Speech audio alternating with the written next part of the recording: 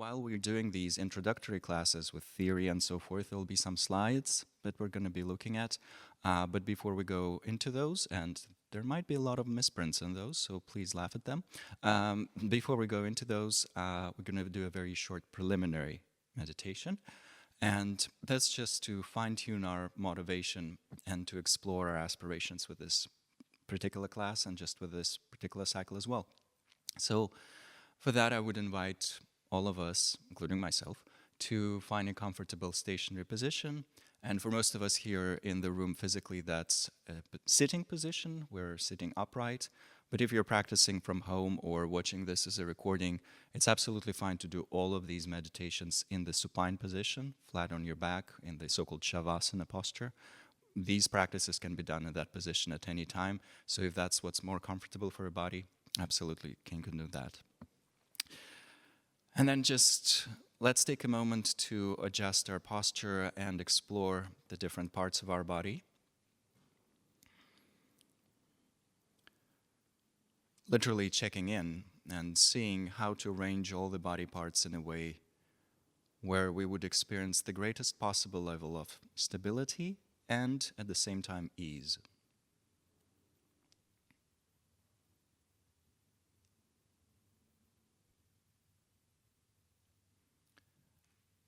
And then having made some minor adjustments, if necessary, we allow our awareness to descend into the tactile field, noticing the tactile sensations in the body.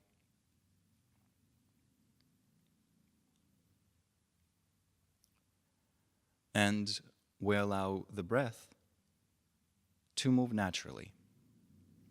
That is, without any conscious control from our side.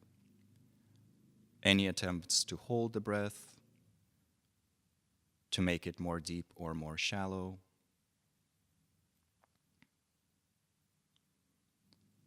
allowing the body to choose the optimal rhythm, pace, depth, volume with each new cycle.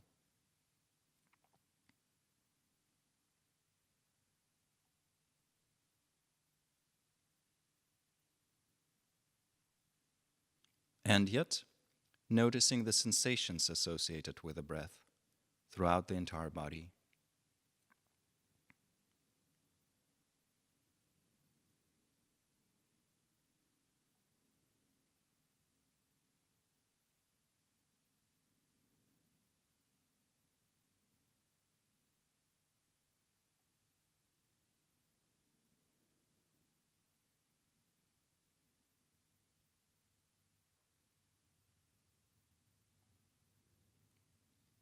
And just resting with those sensations for now, while allowing each exhalation, each natural out-breath, to slowly take away all the deliberate types of activity in our body,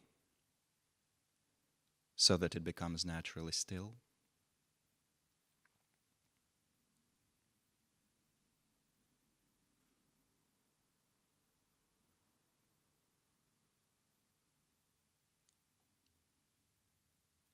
In our speech, because we're sitting quietly, but also releasing inner narration, inner dialogue.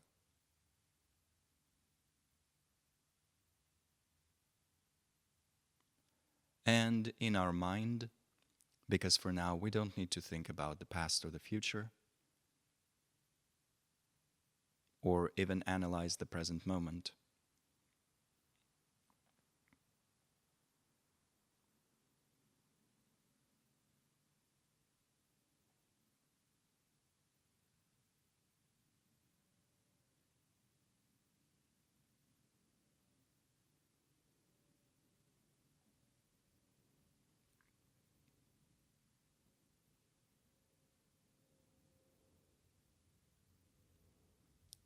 And then we allow this process of natural release to continue on its own as the breath washes away all types of tension, one cycle after another.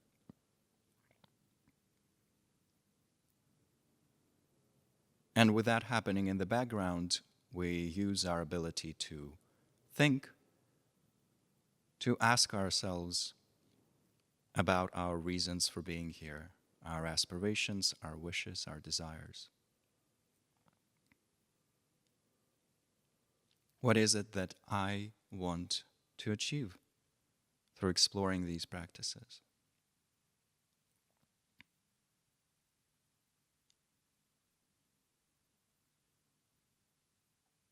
And through practicing meditation in general, what's important for me personally?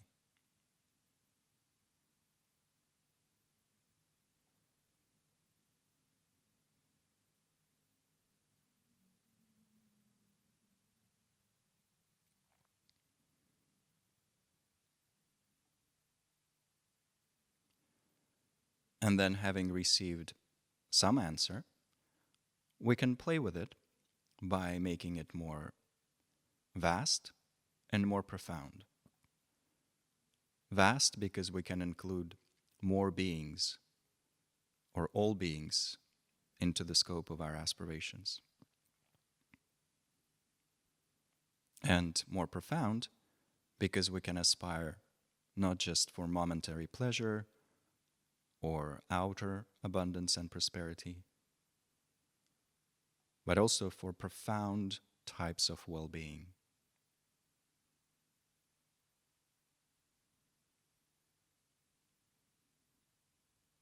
And for those practicing in the Tibetan Buddhist context, that would imply accessing the greatest possible well-being of full awakening for the benefit of all beings.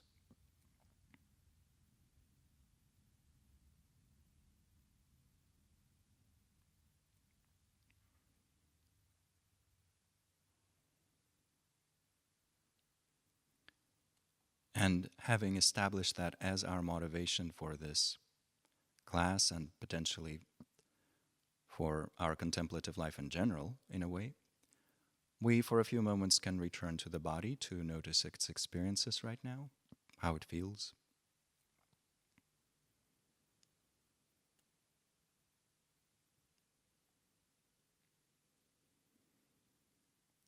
And then very gently introduce some movement to the body by perhaps rocking back and forth a little bit, or moving our fingers, or smiling, or stretching, and then gently transitioning out of meditation into our shared space.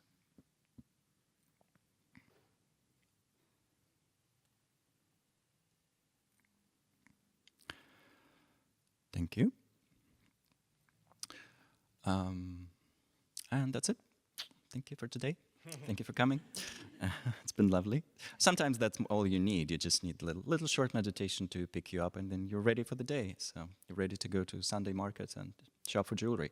I know I am. But outside of that, this is actually a very important part of our practice, and that's the way I've been trained in meditation by both my Tibetan teachers and the first generation of Western Buddhist, quote-unquote Western, because they're actually all over the place, teachers, in that before we go into the actual practice, we do need to perform an act which in the traditional Buddhist sources is sometimes referred to as settling body, speech, and mind in their natural state, or as we would call it, relaxing a little bit before we go into our attempts to concentrate or project loving kindness all over the place, or be compassionate, or especially do insight practices, which would involve analysis and all of that. We need to find a certain level of chillness, certain level of equanimity or equilibrium, and it's on the basis of that that we can progress through the actual stages of each specific practice. And loving kindness practice, when you start going into it deeply, very strongly shows how much we're sometimes lacking that skill of initial relaxation and how much we're sabotaging our practice because of that. So this is in itself an important reminder. That's why these classes start with this little meditation where we just try to release everything and rest naturally. There are deeper reasons for doing that, but one of them is that the more relaxed we are when we're doing all these practices or discussing these methods, the better would be the result. And the same with setting the motivation, which we'll discuss in a moment. But as a preliminary idea, I'm supposed to say a few words, I guess, as Venerable Wangyal kindly pointed out. And for those of you who are not familiar with Venerable Wangel, he's responsible for the entirety of the educational program here in Jamyang Center. And we're very grateful to him for his service. And I'm very personally grateful to Jamyang community and the Jamyang Center itself, and to the incredible Lama, who was the guiding force behind the center, Lama Zopa Rinpoche, who just passed away a few days ago. And the reason why I'm bringing that up is because my own knowledge of the Four Immeasurables has largely come about because at one point, Lama Zopa Rinpoche gave me a number of practices to do for my personal growth, I guess, for me to tackle some uncharted territory in my, I guess, growth, psychological growth. And one of the suggestions that he's made was that I do a lot of Four Immeasurables practice. And because I'm super anal when it comes to learning things and practicing things, I wanted to really go deep into it. And so I started reading up on these practices and taking classes.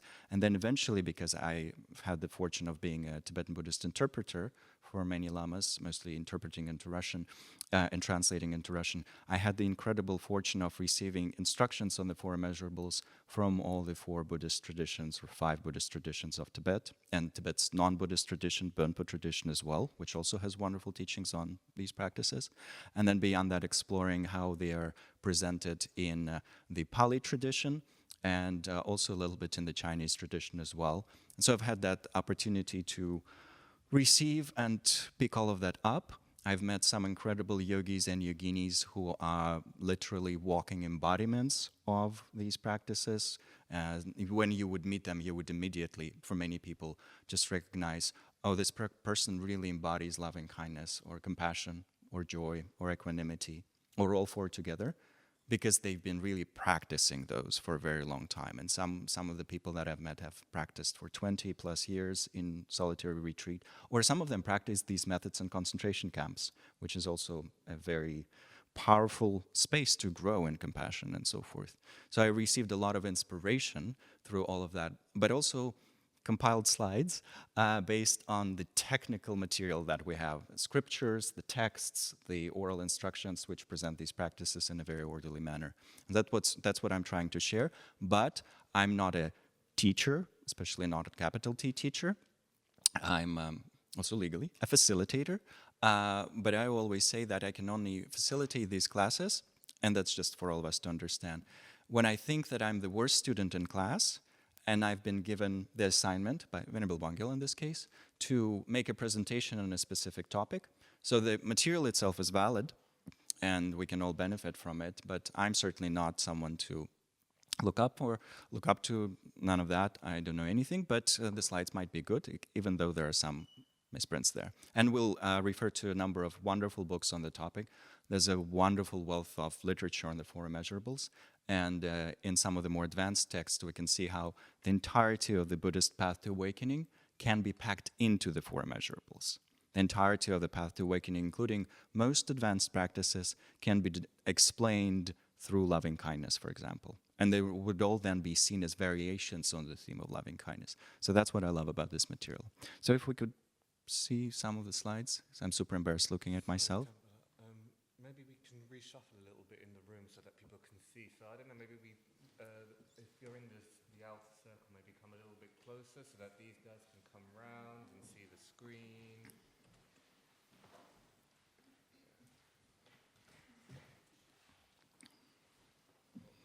As long as you can all see.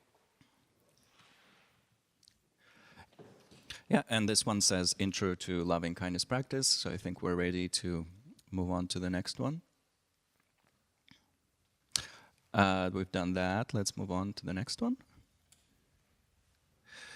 Okay, so just like in most types of psychological or Buddhist, for that matter, learning, we are going through several stages. And the first stage in this case, this specific class, is that we're familiarizing ourselves with some concepts related to these practices. So we're learning about the words, the definitions, the numbered lists. There's a wonderful joke that I love, and it says that Christians love God and Buddhists love numbered lists, which is extremely true. And so this is the first. of our numbered lists, and this numbered lists is traditionally referred to as study or hearing, then contemplation, which includes discussion, debate, and all these sorts of things through which we process the material, and then finally meditation, so through hearing, contemplation, and meditation. This first numbered list here, and the idea is that we will familiarize ourselves with these lists, and then we would think about them a little bit, or a lot, and then we would apply them in meditation. And the beauty of it is that we can't really fine-tune our meditation or go through its stages properly if we don't know the stages, right? We don't know the numbered lists. So it all feeds back into practice, so please bear with the more conceptual material even if you wanted to go straight into meditation, which we will soon anyway. The next one, please. Okay, so Jamyang has very kindly ordered some of the books on the topic, so they would be available at a certain point there at the reception for purchase, but you can also always find these books on Kindle and through other platforms and through independent booksellers if you have access to any. And one of the most wonderful books that covers both the Pali and the Tibetan approach to the Four Immeasurables is a book by one of my own primary meditation teachers, Dr. Alan Wallace, or Lama Alan Wallace as we refer to him sometimes. The Four Immeasurables practices to open the heart. So fairly easy to remember, because if you go on a bookstore website and you put in the Four Immeasurables, that's one of the first books that would come up. And that's a book that's based on a retreat that Alan Wallace gave in the 90s covering these practices. It contains a lot of source material, references to traditional sources, but also answers to questions that are very relevant for our modern life. And then the next one, two more books co-authored by His Holiness the Dalai Lama and Venerable Thubten Chodron. The right one is already available here at the reception and called In Praise of Great Compassion, and the left one is coming. It's really a wonderful source for those who are interested in Buddhism. It's called Buddhism, One Teacher, Many Traditions, and it talks about how different strands of Buddhist practice, the Theravada tradition or the Pali tradition, the different branches of the Sanskrit tradition, they're all complementary, and they cover different topics in different ways, but at the same time there's a lot of overlap. And there's one chapter there that's specifically on the Four Immeasurables, and that one chapter does not only talk about, oh, this is how it's practiced in this country, and this is how it's practiced in that country. It also gives practical instructions, which are very relevant. So that's another source, and that would be more Buddhist-y and a little bit more high level in terms of the complexity of explanations, as opposed to the Four Immeasurables by Alan Wallace.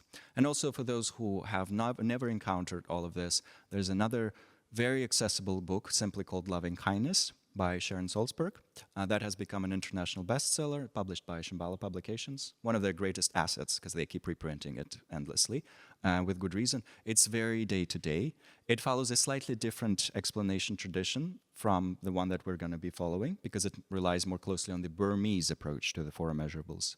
But it's also very inspiring because Sharon Salzberg always uses lots of stories from her life and stories from the lives of her friends, and so it's just very soothing. And also there's a pocket edition now, and I think it also might be coming to the bookstore outside, but if not, you can always find it somewhere. So just Loving Kindness, Four Immeasurables, these are the names of our classes, so it would always be easy to find books with the same names.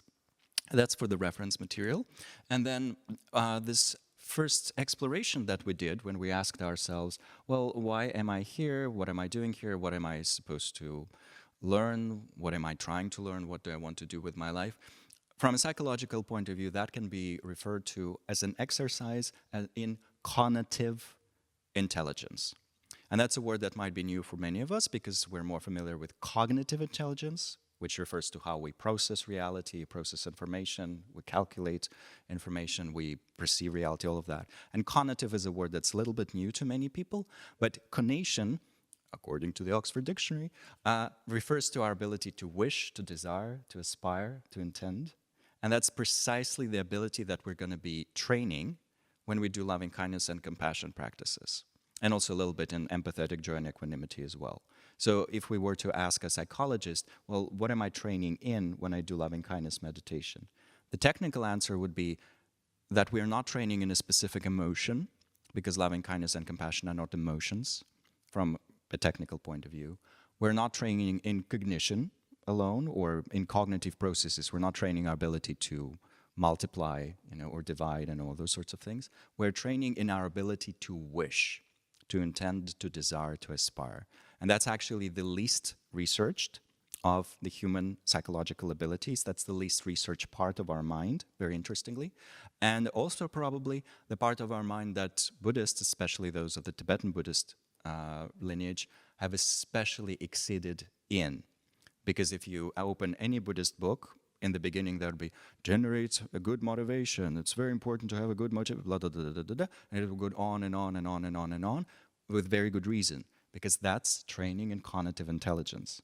And Immersurables Rinpoche was particularly famous for delivering very, very, very, very long explanations on the importance of motivation in the beginning of each of his teachings to help us train in cognitive intelligence. So sometimes we're like, oh, this is all so arcane and goes on, and why do I have to generate motivation? But then we learn this fancy word from psychology, and we can say, well, I'm training in cognitive intelligence. I want to be a cognitively intelligent person, that is, a person who is intelligent about the wishes, the desires, and the aspirations as they have. And one of the most powerful cognitive tools, or tools for training in cognitive intelligence, and then by extension also emotional intelligence and so forth, is the practice of loving kindness. So we're going to be working with this a lot. And the next one, please. And then the general answer for this is that we're doing for Immeasurables practices potentially because we want to improve the subjective quality of our personal existence. So we want to be happier. That's a very natural aspiration. His Holiness always says, all sentient beings want to be happy. And then the actual fun thing about it is that when people hear that, they're like, yeah, whatever. Sometimes I've heard that from people. And what he means is that, and it would be really good for us to actually embody that fact, to recognize that fact on a very, very deep level. Because that would first of all mean that we have incredible levels of empathy then, and we actually recognize other beings as beings and not simply as furniture. But another thing is that when we recognize that on a very profound level, our priority, our conscious priority in life would become the search for genuine types of happiness and well-being, as opposed to, for example, just fleeting pleasure, or something that vaguely is associated with happiness, but we have no idea whether it's going to make us happy or not. We're just after it with no particular reason. So it would also become a point for becoming cognitively intelligent. But then we flip things into the wisdom side. We learn that from a Buddhist point of view, happiness only comes through recognizing interdependence. And that's also a common observation, nothing to do with Buddhism necessarily. If we collaborate, we're more likely to, if we are in harmony with each other, we're more likely to be happy. So then that it says, as it says on the slide, the other aspiration is to expand our ability to positively affect group, social, and global processes, including those in the domains of ecology, culture, politics, economics, yada, yada, yada, human rights, and so forth. So some people learn these practices to enhance their ability to serve others. And some start with these practices to just feel a bit more happy, a bit less depressed, a bit less anxious, and so forth. For Immeasurables are good for everything, including all of that. But then naturally, there comes a point where it starts flowing out into our service to our family, our loved ones, entirety of humanity, and all of that. So wouldn't that be lovely? Let's aspire for that. And so an aspiration we could then ponder on is, I want to change myself and my living experience. But why? To also be able to help others to a greater degree. So it's important to include both, ideally, in the aspiration, because we don't want to err on the side of complete self-obsession, and we also don't want to err on the side of being burnt out because we're not resourced enough to serve others. That also happens frequently. So we're kind of playing around with both. And the next one, happiness, okay, that was a fairly simple slide to make. Happiness will be a very big thing for loving kindness meditation, because loving kindness is a wish for happiness, for beings to experience happiness, as we shall see a bit later. And before we go into that, we do need to talk about happiness a tiny bit, because otherwise what inevitably happens in these classes is that we say, oh, loving kindness is wishing happiness upon ourselves, upon others, and so forth. And then someone says, well, what is happiness? Because for me, happiness is ice cream, and for someone, happiness is good marriage, and someone finds happiness in being a successful artist, and some people find happiness in doing trekking lots of trekking, seeing lots of beautiful mountains. So what is happiness? It's different for all of us, right? And it's also cultural and so forth. Very, very valid observation, but fortunately Buddhists also love definitions. And then they offer us a definition that's on the next slide, I believe. Happiness is a state that we want to extend when it's present and evoke when it's absent. And anything that falls under this definition is happiness. So it could be the happiness of having a nice cup of ice cream. It can be the happiness of being fully enlightened. It can be the happiness of serving others, or the happiness of wonderful, meaningful human companionship. All of these are different permutations and forms of happiness. Some of them more long-lasting, some of them less long-lasting. You get fed up with ice cream after a little while, or with your companion also. Everyone needs breaks. But theoretically, happiness of full enlightenment is the only one, or fully uncovering our deep potential is the only one that is inexhaustible. But that's a working hypothesis, as another one of my teachers, Venerable Rabbeinu Kurtin, sometimes says. That's like a hypothesis for us to test out. And we actually start testing it out by doing these meditations. Next slide, please. So among the different types of happiness, Buddhism and also the Greek philosophy identify one specific one, and also modern psychology, specifically positive psychology of Martin Seligman. They identify a specific subset of happiness or subtype of happiness that we would be wise to explore, to think about, and to incorporate into our meditations. And that's something that the Greeks would call eudaimonia, or genuine well-being. I think Martin Seligman uses the term genuine well-being as opposed to fleeting happiness. And in Buddhism, you would find such terms as sat sukha, samyak sukha, so authentic well-being, genuine well-being, true well-being, and so forth. And that is described as being in opposition to the fleeting Jiktanki Deva in Tibetan, fleeting types of happiness that come from having good reputation, having some money, experiencing some sensory pleasures, and hearing praise or receiving likes on Instagram.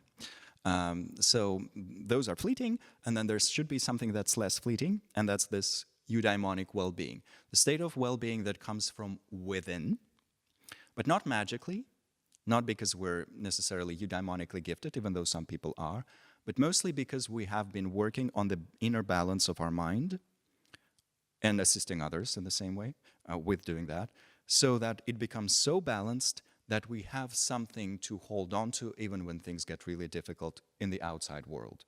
So you would hear these stories about people who become or remain incredibly compassionate, patient, clear-minded, even when they learn that they have only 3 months left to live.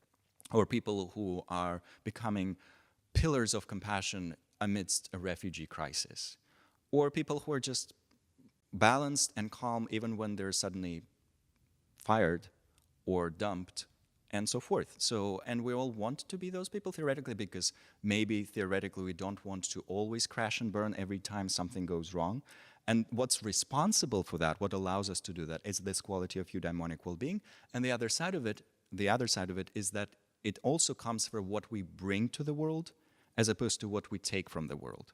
So the other type of well-being called hedonic happiness, I don't know whether it's on the next slide. Yeah, the other type of happiness called hedonia, and it's represented here by popcorn emoji, kiwi emoji, and musical notation emoji. These are different things that bring us outer happiness or hedonic happiness, which is not at all trivial, because if we were to say, wouldn't it be lovely if everyone on this planet had adequate, decent levels of medical care, human companionship, food, clothing, education? That's not trivial at all. That's an incredible aspiration to have. So super, super important, but not sufficient enough, because as all these millionaires and billionaires sometimes say to their meditation instructors, is that, oh, I've earned another 10 billion, but it did not become 10 billion times happier. What's up with that? Because after a certain while, once we have received an adequate or a decent level of hedonic well-being, we are then faced with the necessity to cultivate samyak sukha, the genuine well-being. And they come from different causes, which is why in these classes you will not find any recipes for becoming rich. This is for the classes on hedonic well-being. There are people teaching how to do that. I don't know whether they're successful, even though when Buddhists talk about the karmic repercussions of practicing the four immeasurables, some of them, as we shall learn in the fall, do have a connection, supposedly, with outer prosperity and becoming rich. But you'll have to stay with us for that long to learn which of the immeasurables brings that about. For now, we should just make a very clear disclaimer. This is not about how to find hedonic well-being, even though we enjoy it more when we're full of loving kindness, that's for sure. This is about finding eudaimonic happiness. And then the next slide after that asks us a valid question. How much time over the last couple of days have I devoted to hedonic happiness, so to kiwis and popcorn and all that, super necessary, and how much to cultivating eudaimonic well-being? Okay. Well, maybe I read a book on meditation, or I went to therapy, super important for eudaimonic well-being, one of the recipes for moving there, or I did some embodied practices like yoga and qigong, they also support that, or I prayed, also important, or meditated and so forth. But we just take that mental survey, and some people that I know actually, after learning about these concepts, started having a eudaimonic diary, in that they have a diary where they just list things that they do for their mental well-being. In the same way that some people take a log of their gym exercises to just know, what did I do? Did it work? How much did I do it? I can then discuss it with my coach. In a very similar manner, if we take survey of the things that we do to develop genuine well-being, we will have a clear idea on whether we do anything at all, and we will then be able to discuss it with our peers or with our mentors in this process. And it would also just become an important thing for us. And His Holiness once again refers to this as mental hygiene or emotional hygiene. And this is just a very universal concept, actually, because we have outer hygiene, hopefully, in which we take showers, and brush our teeth and all of that. And it's twofold. We do it to stay healthy, and we also do it to spare others the suffering of having to experience unpleasant body smells. That's compassion in action, super important. So the same thing here. When we do this inner eudaimonic hygiene, we move away from our own suffering, and we also save others the suffering of having to experience with the unpleasant scent of our disturbing emotions, our horrible habits of treating others in indecent ways, and so forth. So it's good for everyone, in a way. So we should develop and popularize the idea of doing that mental hygiene, and there are many ways of doing it, not just meditation and Buddhism and all of that. It can be completely secular, and going to different types of therapy is a good example of that. That's mental hygiene as well. Or just doing some exercise, or counting our breaths, or reading something about psychological well-being. Some people like to go more towards the side of neuroscience, and that inspires them to do inner work. Some people like to go towards the side of these great contemplative traditions of the world. Some people do both. All of it is wonderful as long as it inspires us to work on this aspect, eudaimonic well-being. Next slide, please. And then another question here. Which activities in my current lifestyle are associated with eudaimonic well-being? That is, with well-being stemming from within. So coming here is obviously a eudaimonic act. You're not going to become 10 pounds richer when you leave this room, but maybe there will be something associated with genuine well-being. You actually spent money to come here, transportation and everything, and the class fee, but hopefully there will be some return to your investment, not financially, probably, right? We're not paying people to attend this, are you? But at least in terms of our inner well-being. Next one, please. And then we can do a practice, because I see that people's eyes are getting slowly glazed over. And before we do that practice, if you want to just move for 1 minute, just stretch a little bit, or stand up and let your knees rest and so forth, that's totally valid. Super important, actually.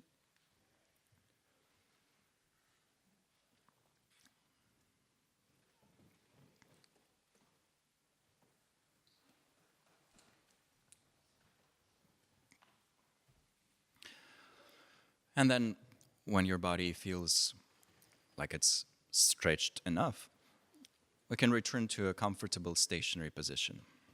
The position for meditation that will support us in this practice for about 10 to 15 minutes, closer to 10 probably. The practice that we're going to do is already a loving kindness practice. It's a variation on the theme of loving kindness. But it emphasizes this idea of cognitive intelligence with regards to desires very strongly, And we will be using our imagination in it a little bit. So that's just me front-loading it. But the first thing we do in the actual practice is returning to the body.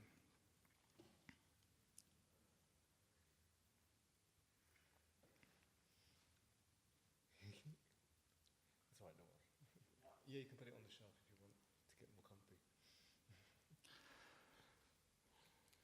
And so if you feel more comfortable meditating with your eyes closed, that's fine for this practice. It's still pretty activating. If you prefer to keep them open or partially hooded, also very good. And then taking a few moments to extend or elongate our spine if that's available to us. Relaxing our shoulders, our hands, finding a certain level of stability in the body. And once again, allowing the breath to flow naturally.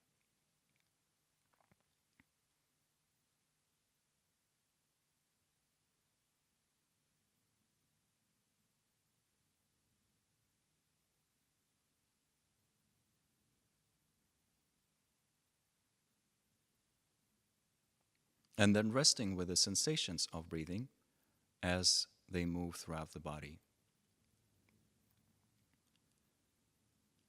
These can be referred to as tactile waves, washing away activity, tension, agitation, but also washing away laxity, sleepiness, dullness.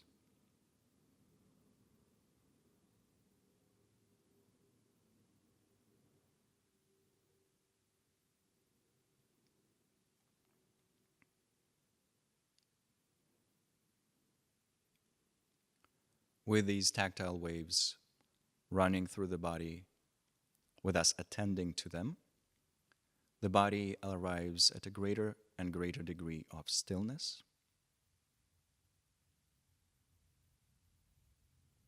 That is not maintained through tension. It arises through ease and relaxation.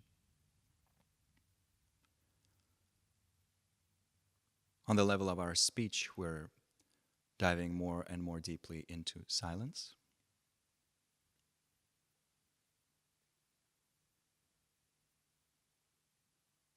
And our mind is becoming more and more spacious,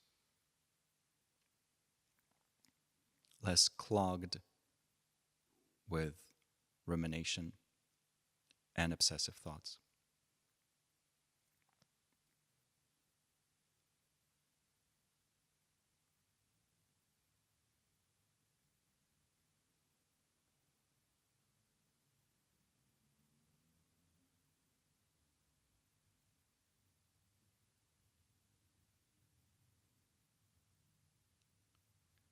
We allow the body to continue relaxing like that,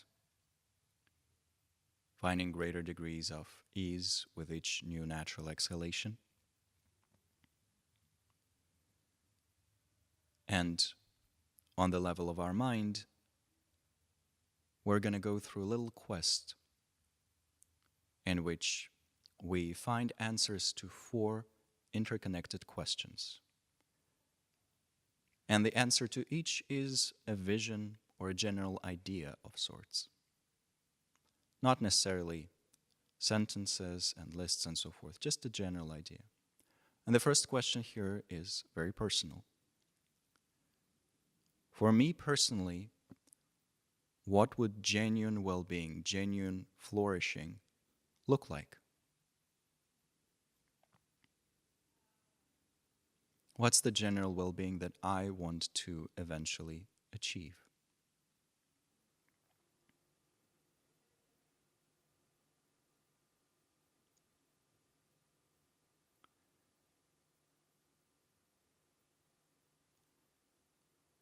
So we ask ourselves, or we ask our mind that question, and we allow a certain vision or general idea to emerge,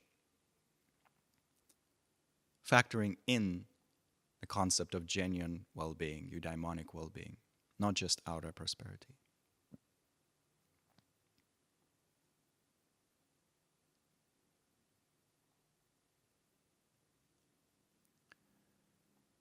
And once a certain vision has arisen, we respond to it with an aspiration of loving kindness, which in this case is simply the wish, may it be so. May I find this genuine well-being.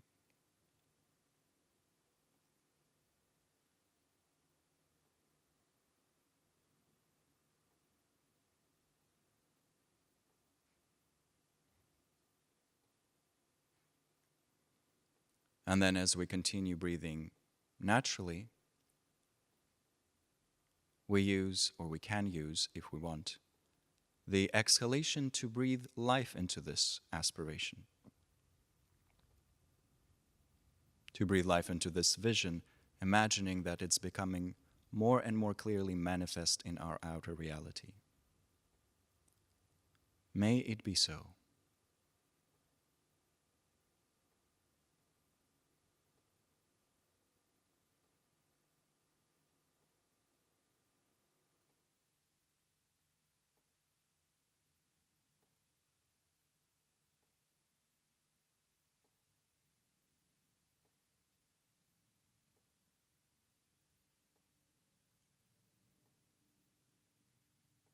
Still breathing naturally, and still breathing life into this aspiration. Wishing for ourselves to find genuine well-being.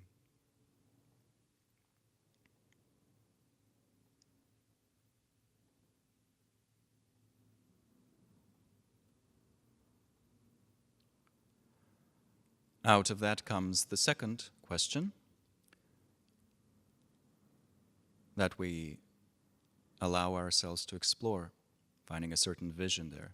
And the question is this: to realize this genuine well-being, what types of support and resources do I need from the world around me?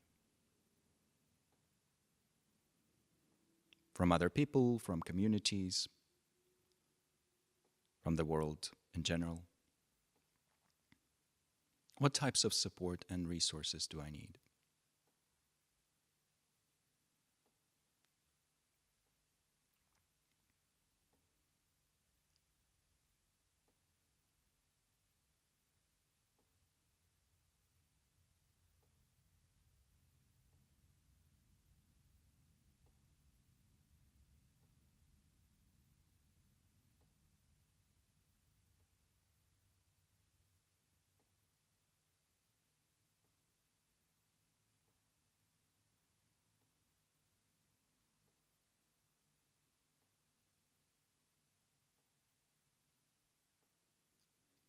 And then responding to that, once again with the aspiration, may it be so.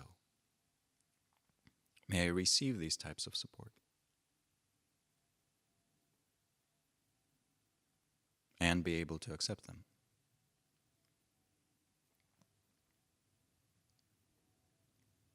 And once again, if we wish, we can use the breath. This time, thinking that we're bringing in these types of support with each natural inhalation.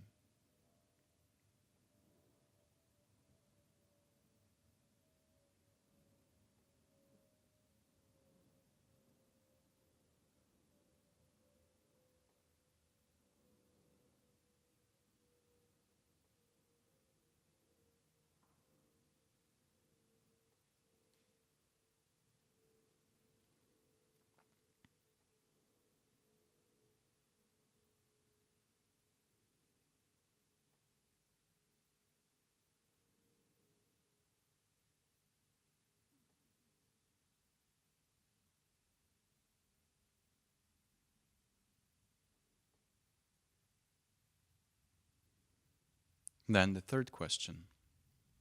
In order to realize this genuine well-being, how do I need to change, to evolve, to transform?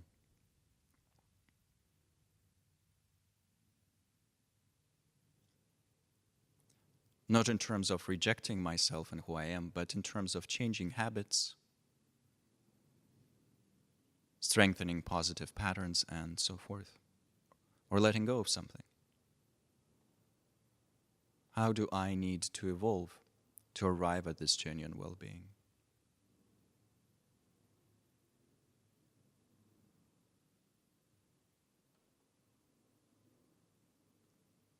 Once again, allowing for a certain vision to emerge, a general understanding.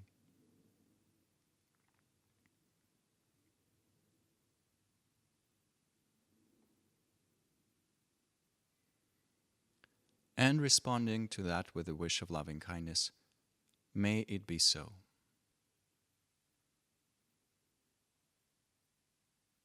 May I undergo that transformation step by step, slowly, slowly.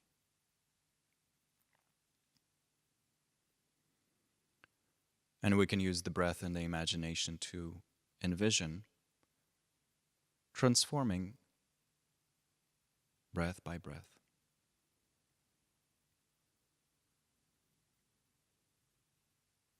Shedding what we need to release, strengthening what needs to be strengthened.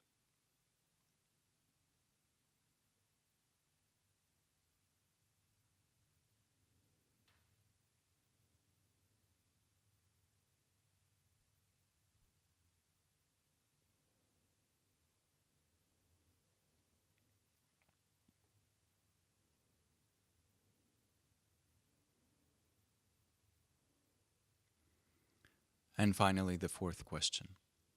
In this vision of genuine well-being, what gifts or what gift can I offer to the world around me and other beings?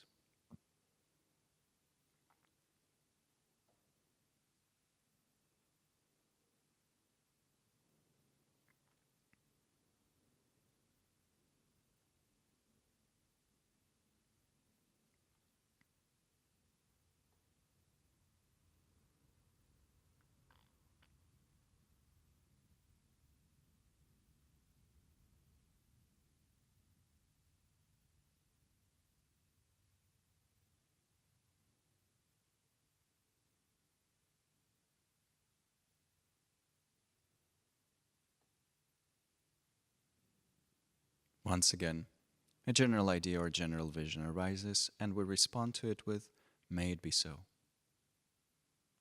May I indeed share this gift with the world.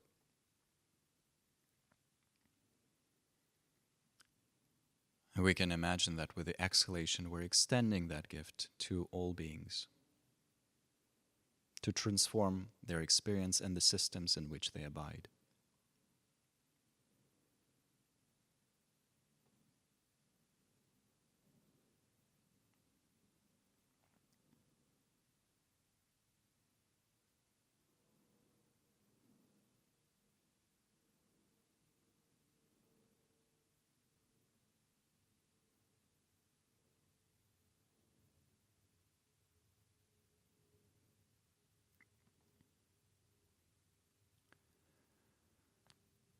We then release the aspirations, the images, the thoughts to just rest with the breath for a little while. The breath as it manifests through sensations in the body.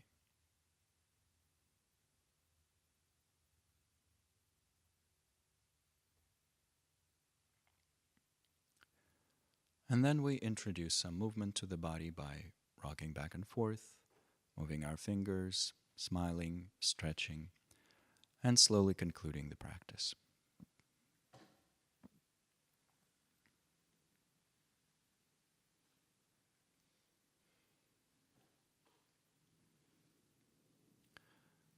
Thank you. That's a variation on the topic of loving kindness for self, because we were wishing for ourselves to be happy. So that's already loving kindness, but it's an important preliminary in many cases for many of us, certainly for me, to then extending loving kindness to others, because before we start wishing for beings to be happy, we do need to gain some clarity about this idea of happiness, genuine well-being, all of that. Then we'll have an idea of what kind of happiness we're wishing for all beings to possess. And the implication here is that all beings probably have slightly different visions for their well-being. And then at the same time, there would always be an overlap, because on the hedonic level, we all want at least basic levels of food, clothing, medicine, and all of that. On the eudaimonic level, we want unlimited bliss, if we were given the chance.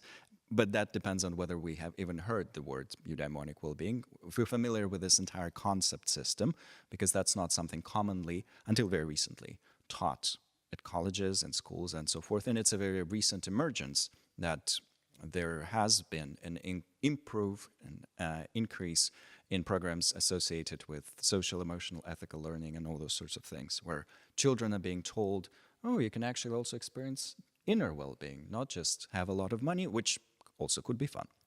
Let's move on to the next one. This is where we are starting with, once again, definitions, because the course is called Meditating on the Four Immeasurables. Good to clarify the definition of meditation. Most of you would be familiar with it more than me, but as some people would know, in the Tibetan language, meditation is referred to through the verbal root gom, which literally means to habituate, to familiarize someone with something, but usually ourselves with something. And in this case, we can say that meditation is the process of intentionally habituating our mind to wholesome states, qualities, and skills. So we do use our body as a vessel for meditation, as a support for meditation. We sometimes meditate on the body itself, and in some meditations we change things within the body and the way its nervous system operates. But the main thing that we're habituating to something is the mind. So when we meditate on the Four Immeasurables, what we do is we habituate the mind to the Four Immeasurables.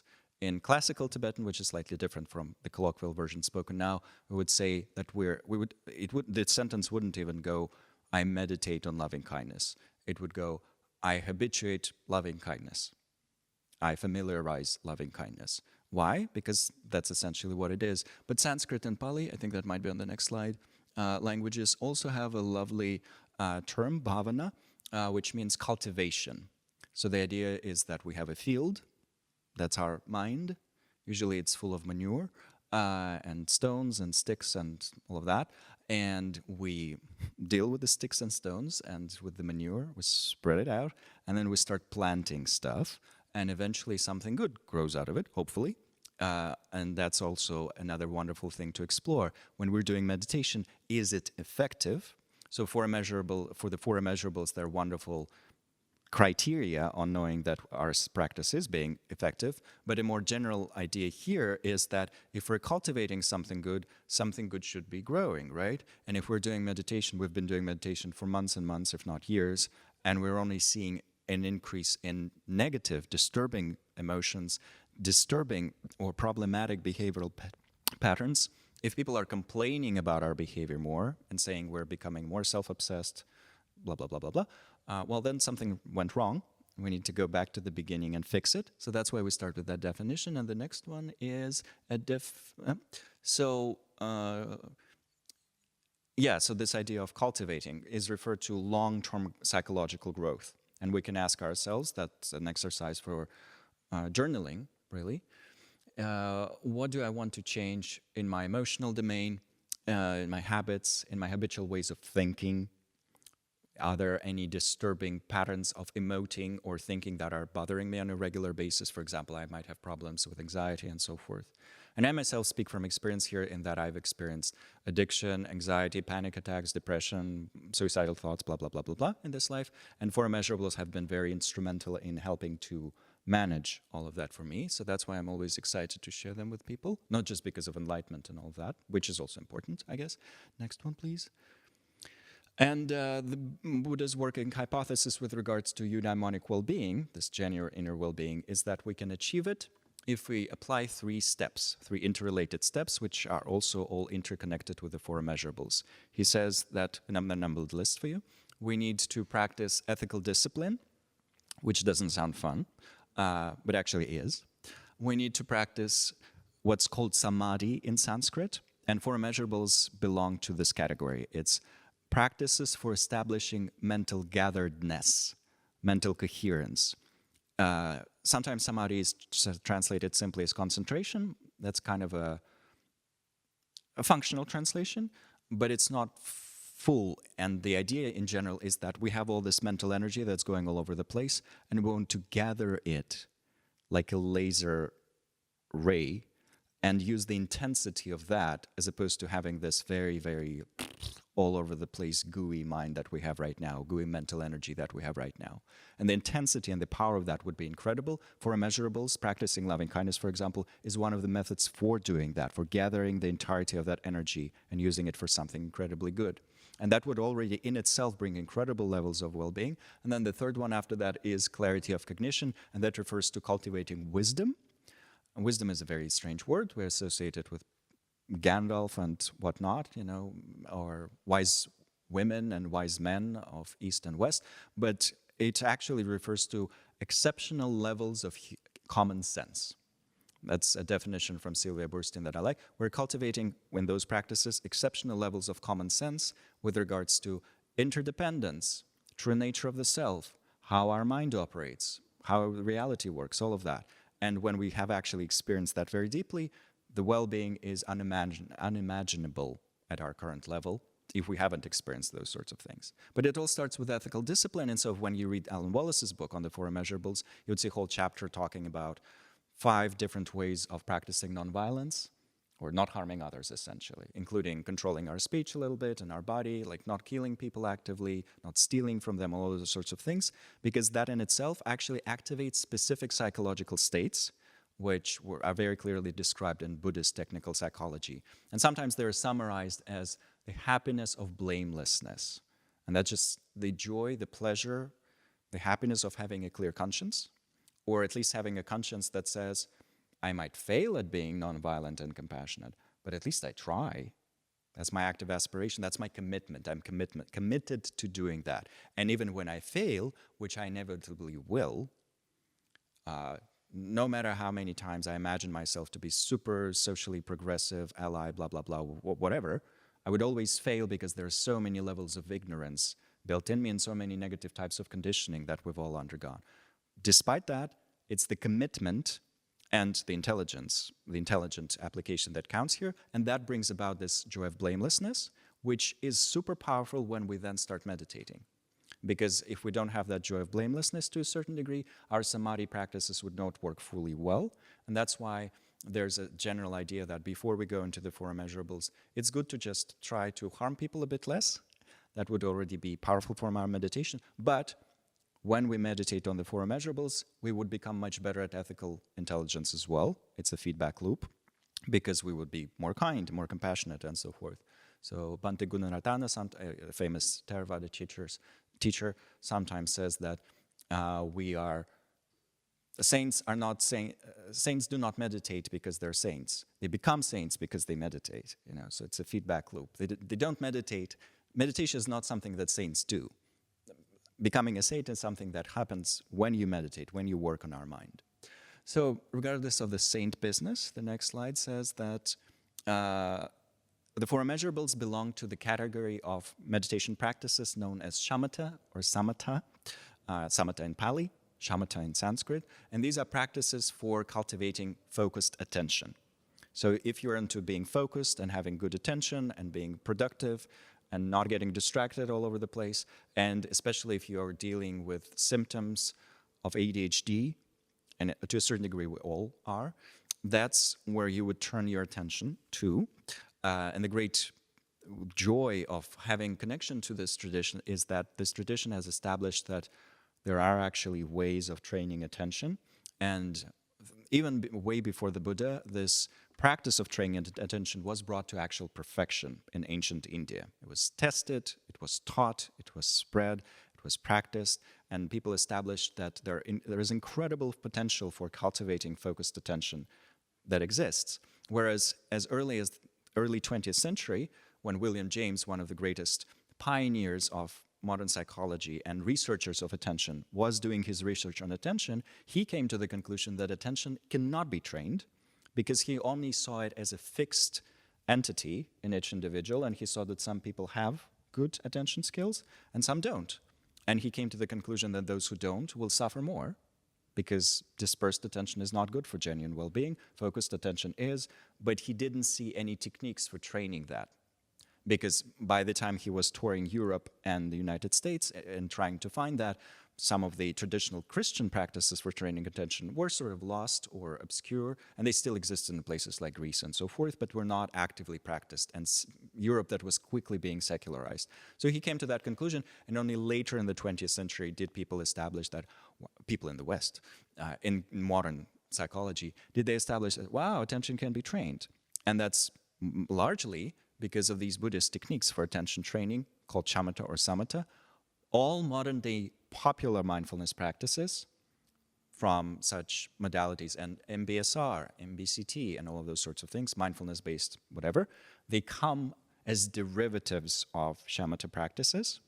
And they themselves are not always shamatha practices. They're a reduced but very helpful version of it, and sometimes described, therefore, as preschool to shamatha. So if we've done a lot of mindfulness just about being present in the moment, mindfully brushing our teeth, mindfully walking, mindfully talking, mindfully sniffing flowers and all of that, that's very helpful preparation for shamatha, for these concentration techniques. But shamatha itself is its own register of practices, and four immeasurables are part of that. They are all attention training techniques. That's how they have been taught and preserved and transmitted, even though for us the association is more with opening the heart than with training the attention. The beauty is that these practices include both. So the next one, please.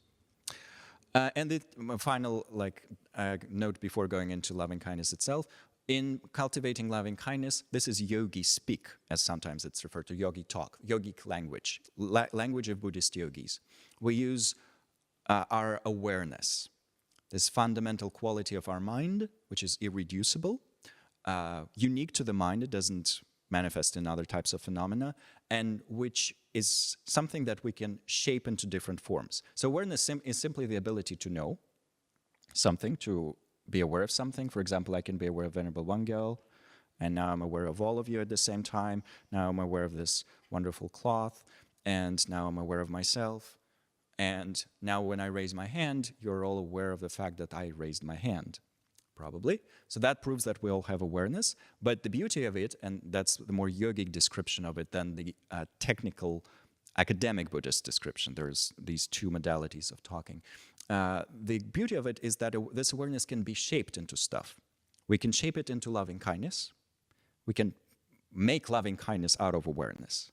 And we can make compassion out of awareness, or focused attention out of awareness, and a bunch of other stuff. But usually our awareness gets configured into things like hatred, or dullness, or agitation, or anxiety, or, I don't know, strong craving, which is completely out of touch with reality, and all those sorts of things. So the beauty of it is that what Buddhist yogis do, and yogis across all traditions actually, is that they cultivate the ability to shape their awareness at will. And what they can fashion out of it is genuine eudaimonic well-being. Because they take their awareness, they shape all the things that eudaimonic well-being is built off, and loving kindness is one of those things. And then they have the genuine well-being, because they made it out of, through different means, out of their ability to simply be aware. So what we're going to be doing in these classes is shaping our awareness into loving kindness, and then compassion, and empathetic joy, then equanimity. By the end of this course, you'll be a master of shaping your awareness into these things, hopefully. Thanks, next one. And so just an introduction about the four immeasurables themselves. What's with that strange name? In Sanskrit, they're called apramana, apamanya in Pali, and these are four forms of awareness, just like hatred is a form of awareness, associated with benevolence and frequently used to establish attentional balance, so they are techniques for attentional training, and to support wholesome behavior. So they're also taught, for example, to children to support them in being kind, and to adults. Same with compassion, loving kindness, all of these, they're used for these different reasons, and they are taught slightly differently in the Pali tradition, textual tradition of Buddhism, and in the Sanskrit textual tradition. Loving kindness and compassion are taught in a very similar manner across all traditions. A little difference we find in empathetic joy and in equanimity. And actually, these differences do not just boil to these two major lines. On a website called Study Buddhism, which is the website of Dr. Alex Berzin, there's a wonderful article that goes into many sub-branches of how these practices are taught.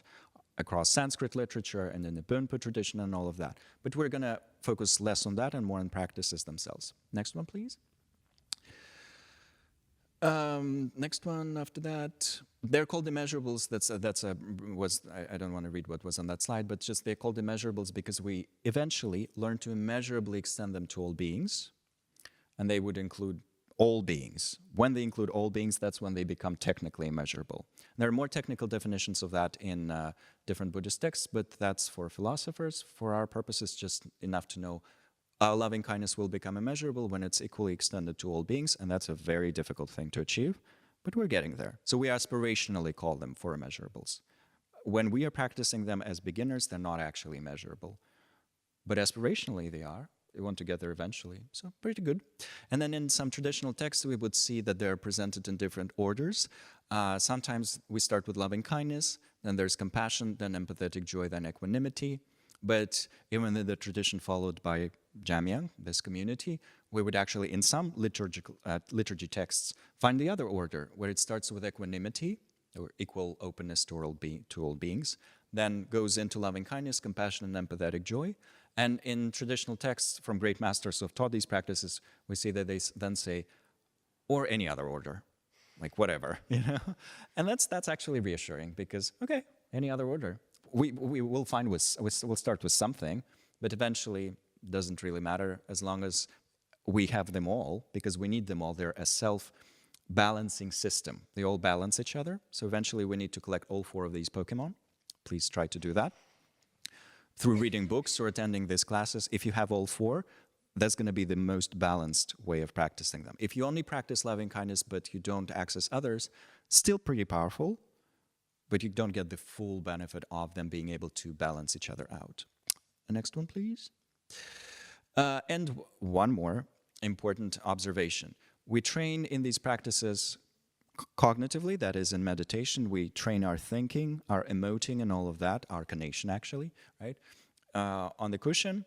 And then we might want to go out into the world and do stuff, and that's behavioral training. So even treating each other courteously here, while we're here in this space, that can be an expression of loving kindness and training in loving kindness. So when we actively think, oh, I'm going to open the door for Venerable Wangel because I want him to be happy and have the causes of happiness. That's behavioral training in loving kindness, which then leads us to undertake specific types of action. The only addition there is that we also need to use common sense and cultural sensitivity and empathy to know if our well-intended actions are actually skillful. That's an important consideration there. But still, it's the intention that counts. Not just the intention, but intention counts, and it can strengthen our practice. Next one. And finally, once again, revisiting the definition of loving kindness itself. Maitri in Sanskrit, metta in Pali. Metta is a very, very, very popular word these days. There was a basketball player who changed his name to Metta World Peace, quite nicely. And people make tattoos with that word and whatnot. You know, it's all over marketing as well. People name their banks Metta, which is ironic, I think. All these sorts of things. Maitri is a little bit less known, but of course that's the Sanskrit word, so more closely associated with this tradition. And it's Jampa in Tibetan, which also has the connotation of softness or gentleness. And it's translated in different ways into English. So loving kindness has become the most common translation for it, even though it seems like such an artificial combination of words, kind of strange. Another way to translate it would be simply love. But then you have the question of, well, I also love hamburgers. How does that work, you know? Vegan, of course. I love vegan hamburgers. Does that apply? Well, no. Of course, we know that there are a billion different types of love, and it's the same in Tibetan and Sanskrit. There are many words that can be translated as love, so then it becomes a bit murky. Even though Sharon Salzberg herself, who authored the book Loving Kindness, eventually started saying, maybe we do need to call it love to reclaim that word, to reclaim the word love, and once again establish the association between that word and what's said here on the slide, because it is in the Western tradition, actually, Thomas Aquinas, who defines love as wishing well upon another. And I believe he's following Aristotle in that, giving that definition. So it's actually already built into this quote-unquote Western Judeo-Christian, Greek or Roman culture already, / commonly European culture already, but we have kind of lost it, and now love is associated with all sorts of things that are not necessarily about kindness. But other translations include kindness, benevolence, loving benevolence, and all those sorts of things. I've seen all sorts of variants. We're going to stick to loving kindness for now. Yeah, it's pretty universal, but you can call it whatever. Maitri, metta, love, all of that, as long as we know the definition, and that is wishing for a sentient being, that is a being that's capable of feeling stuff, pleasure and displeasure, being that has a mind, to be happy and have the causes of happiness. Actually, in the Pali tradition, they leave out the second part of the definition about the causes of happiness, and they just say wishing for a being to be happy. But Indo-Tibetan tradition places special emphasis on the idea of interdependence, and because causes and results are dependent on each other, this is already a helpful reminder that happiness comes from causes, outer causes for hedonia, inner causes for eudaimonic well-being. So that's why it's included. It's super helpful for us cultivating also the cognitive intelligence as we go along. Next one, please. This is a quote from one of the greatest masters of Tibet, Lobsang Tenpa, one of the great philosophers, but also one of the greatest meditation masters, incredibly realized yogi of the, actually cross-traditionally revered and quoted. Tsongkhapa himself quotes, well, they were contemporaries of sorts. Anyhow, he says, love means wishing for the happiness of others, like a loving mother cherishing her child. One's body, wealth, and virtue all amassed one gives for others' benefit, while training to endure the harms that they inflict. That's translated by Padmakara Translation Group very beautifully. And the idea there, first of all, is that wishing well upon others, wishing happiness upon others, that's something that we've already established. But then, like a loving mother cherishing her child, comes from the words of the Buddha himself, because when he taught a loving kindness practice originally, he used this idea, or this wording of, like a mother holding her child, her only child, and does one project loving kindness towards all beings. So that's a very good example. And sometimes, to elaborate on this metaphor, it is even compared to a pregnant mother and what she feels for the baby in her womb. So I'm obviously not qualified to express how that feels, probably. I can only imagine or extrapolate. But the idea is that the baby hasn't even been born. It's just there, and it hasn't done anything. It hasn't displayed any qualities. We don't know if it's going to turn out to be super kind and compassionate, or super sociopathic, super problematic, super non-problematic, great leader or a great villain. But still, the mother only wishes for that baby to experience all the types of joy and well-being and happiness once it's born. And that's kind of the level of intensity of loving kindness that we want to arrive at eventually. So when we're practicing that through behavior, we are sharing stuff with others. So we're sharing our body by offering service, for example. Here you go. I'm going to help you with this. I'm going to help you with that. I'm going to vacuum the floor and pour the tea and, take care of your health and so forth. And wealth and virtue, and at least especially mentally, we would happily give all of that to others, given the chance or the necessity. And the last line, while training to endure the harms that they inflict, implies that even when others would be harming us, we would be very capable, ideally, of setting clear boundaries and being decisive about what's appropriate and what's not, and so forth. But internally, we would still not lose the attitude of loving kindness, even when others are harming us. And that's, of course, a difficult thing to achieve. We're familiar with, do the other chick business and all of that. But this is where we're offered a practical tool for cultivating that. But just for clarity, nowhere does it say that we can't set clear boundaries or that we shouldn't set clear boundaries. It's actually out of loving kindness and compassion that we establish those so as to guide others towards more wholesome types of behavior when appropriate. Next one, please. And when talking about all the four immeasurables, we are presented with their two enemies per each immeasurable. So loving kindness has two enemies, and they're called near enemy and far enemy, close enemy or far enemy. The close enemy is always the false facsimile of that immeasurable state. And the far enemy is just its actual opposite. So the close enemy of loving kindness, or the thing that we can slip into instead of loving kindness, confused with loving kindness, is the desire or neurotic attachment or grasping attachment, or manipulative attachment, actually. We can use different categories there. And to imagine that, it's the state of mind that says, I want you to be happy on my conditions. I want you to be happy as long as you're laughing at my jokes. I want you to be happy as long as you're with me and not this other person. Or I want you to be happy as long as your political views are in full agreement with mine, which good luck with that, because there's so many points that we can disagree on. So all of that sort of business is similar to loving kindness, because we do say, I do want you to be happy, but only if, and then there's 70 conditions attached to that. That's normally how our relationships work.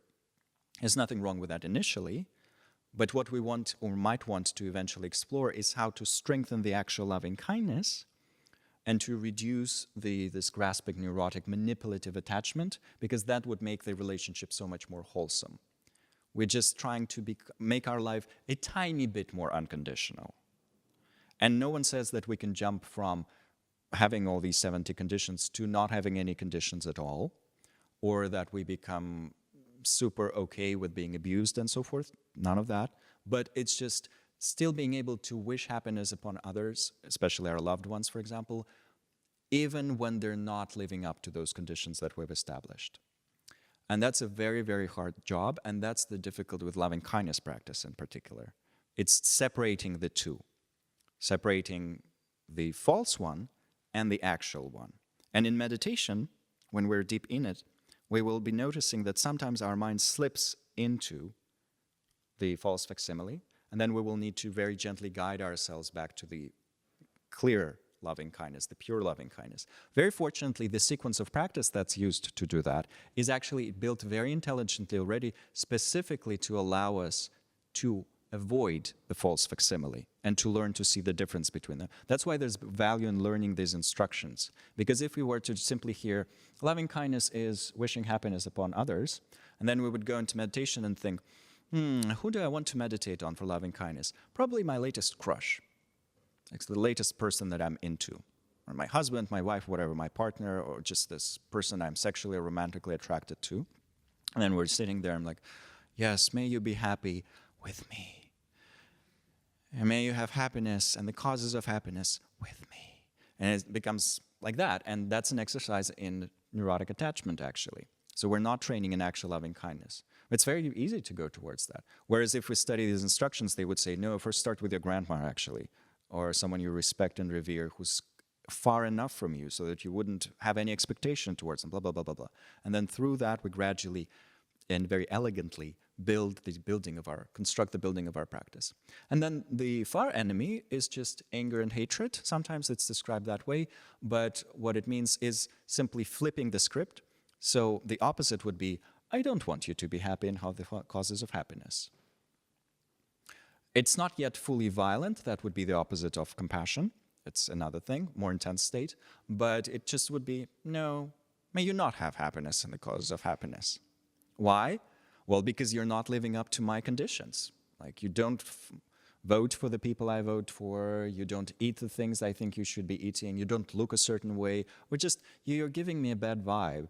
So may you be unhappy, that sort of thing.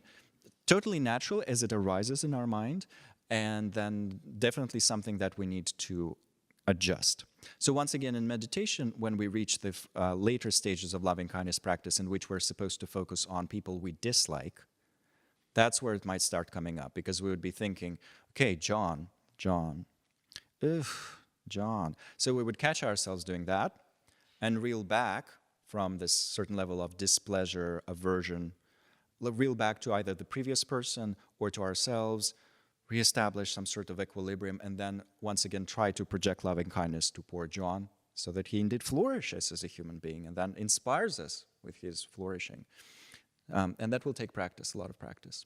And then another thing that serves as the obstacles is everything that is obstacle to just concentration in general.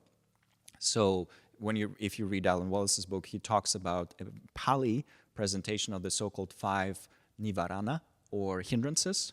And these include things like agitation, dullness, doubt, and all these sorts of things, which are the opposites of a fully concentrated mind.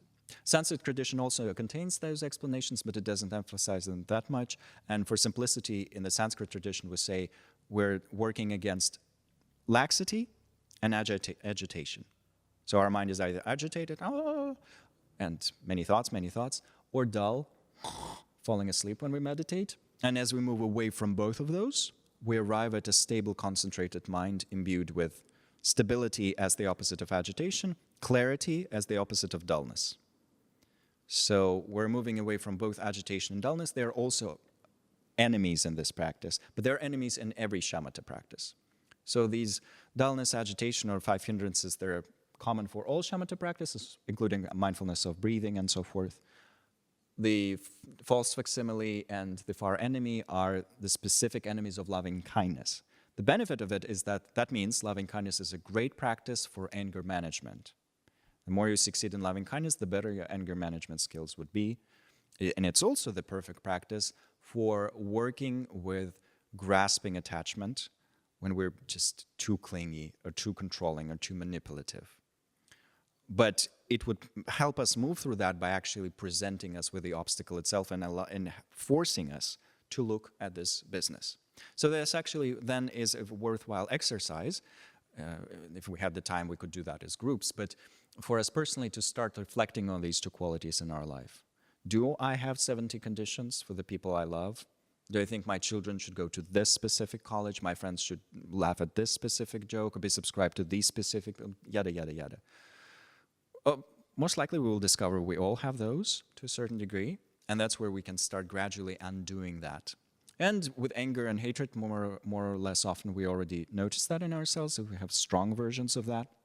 But actually sometimes we might not be an angry person that shouts and yells, but we might have a lot of slight irritation somewhere there in the depth. And once again, that will become obvious in these practices. Next one, please. And then to generate loving kindness, that's the description of the technique. We direct our attention towards an object, that is a being or a group of beings, and eventually all beings at the same time. And we generate an aspiration. So we modulate our awareness into loving kindness. That is, we take our awareness, our ability to know something, and we turn it into loving kindness. We shape loving kindness out of it. How do we do that? Some people initially use so-called loving kindness phrases. For example, may I be happy. May you be happy. May we all be happy. That's a common Pali wording for it. In the Tibetan tradition, we would more commonly say, may you have happiness and the causes of happiness. That little bit gets added for cognitive intelligence, for being in tune with the interdependence. That's pretty good. But then in some cases, including in the teachings of the Buddha himself and in the text of the Pali tradition and also in Sharon Salzberg's book, we would find longer loving kindness phrases. For example, one common example that comes from the Buddha was then used by great master Buddha Ghosha, who's one of the founders of modern Theravada lineage. He uses the phrases of, may you be free from enmity, may you be free from the afflicting, may you be free from anxiety, may you live happily. So 4 phrases used on a loop. And I think Sharon Salzberg uses a much simpler version of something. May you be happy, may you be peaceful, may you live with ease. May you be safe, may you be happy, may you be peaceful, may you live with ease.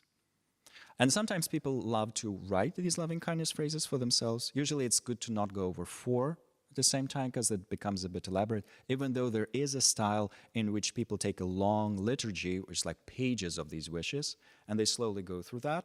And then in that liturgy, they would be first directed towards oneself, then one's parents, then one's friends, and we go on and on and on. You just go through these pages and you generate that following the script towards everyone. That also exists in the Pali tradition, but that's less for concentration, more for staying with the practice because there's something to do. If you want to focus single-pointedly, cultivate that ability, it's better to stick with relatively short phrases, 3 or 4, and then we can essentialize that into simply 1, or we can start with 1 if that's good enough for us. Sometimes people say, some teachers also suggest that, may you be well and happy, where one would refer to hedonic well-being and the other would refer to eudaimonic well-being. And we can decide which one. Doesn't matter, actually. But may you have all the outer things that you need, medicine, food, clothing, human rights, and may you also have the inner well-being, all the way up to full awakening. So we have a little bit of creative choice here. For common meditations, we usually stick with what the facilitator is naming, because they have the mic. But for our personal practice, we have this wonderful creative freedom where we can choose longer phrases or short phrase.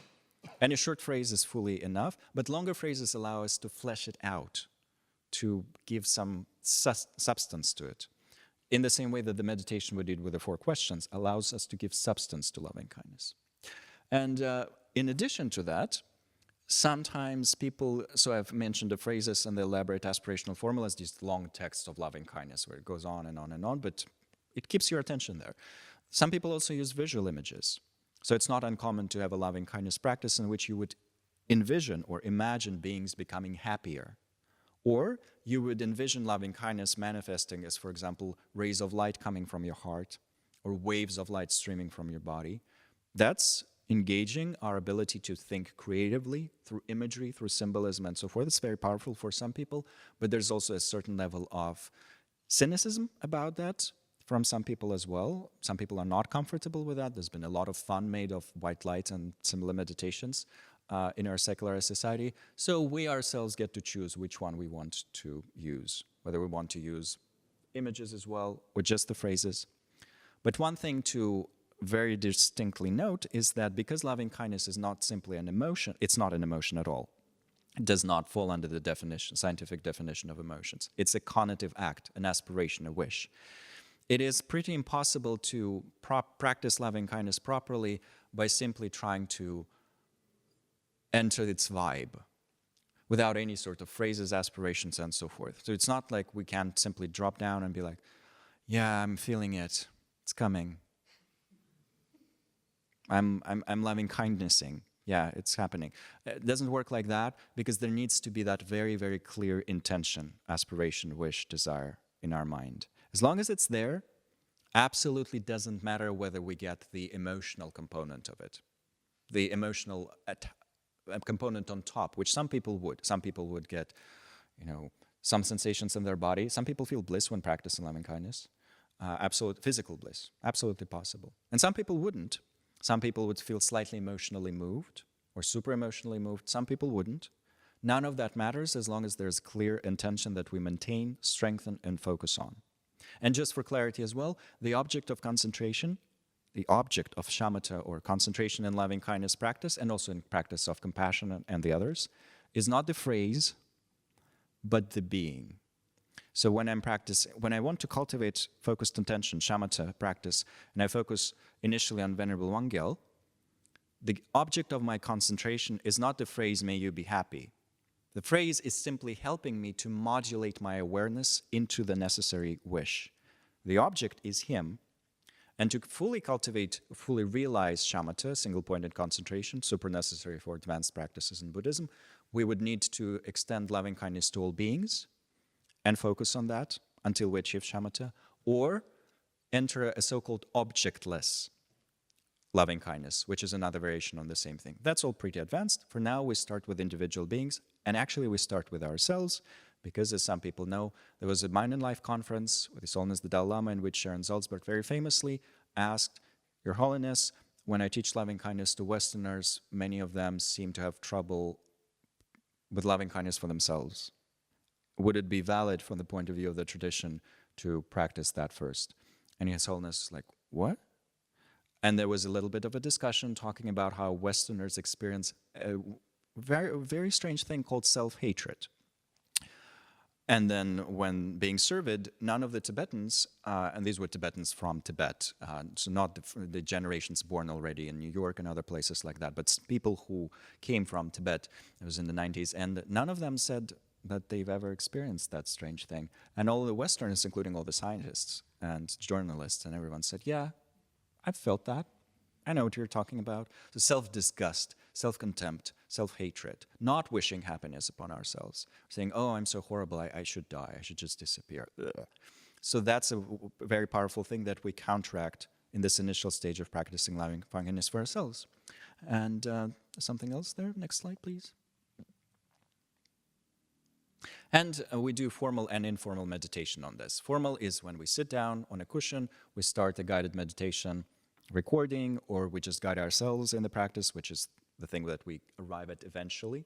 It's also absolutely fine to use guided meditations for a very, very long time until we absorb and internalize that. But side note, they should be really good because we're going to internalize them. So we should be really convinced that whoever it is that's facilitating it knows what they're talking about. Otherwise, we're going to remember and then reproduce incorrect instructions.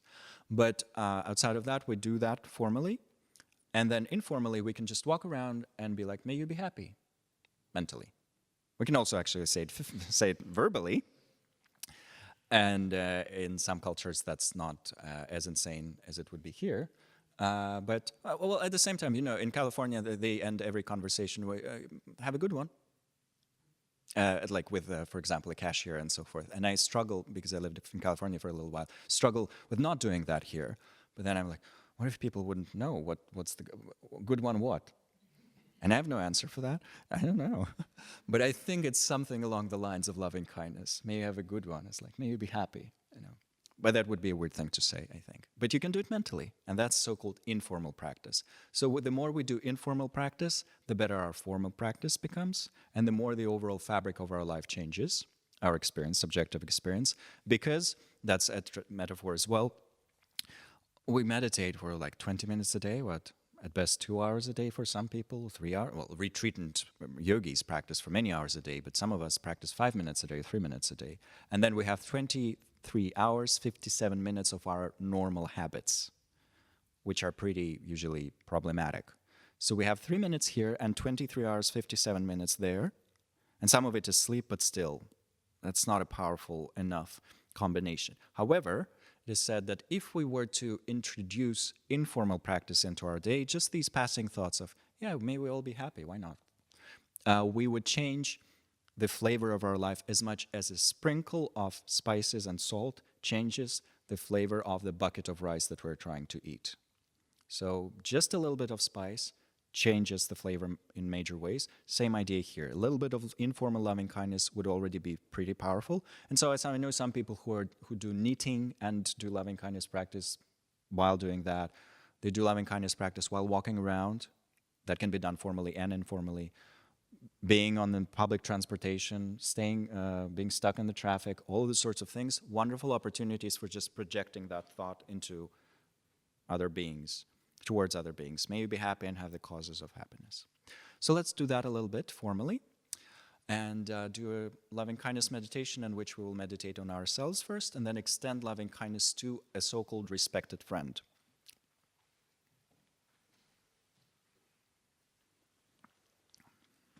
And yes, absolutely fine to stretch as much as you need. Even to dance a little bit.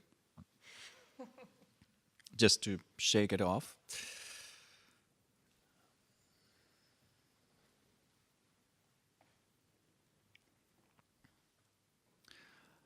And then eventually, in our own time, arriving at a stationary position.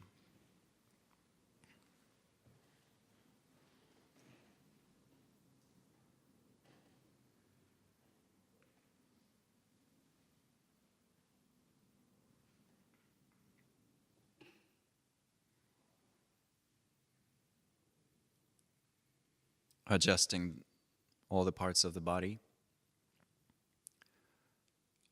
and allowing the awareness to descend into the body, especially towards the parts of the body that are currently in contact with the ground. That's our foundation, our basis.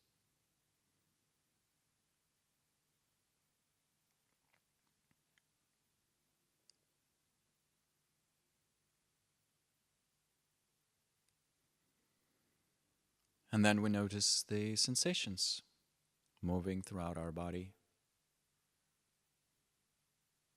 We notice the breath and we allow it to flow naturally.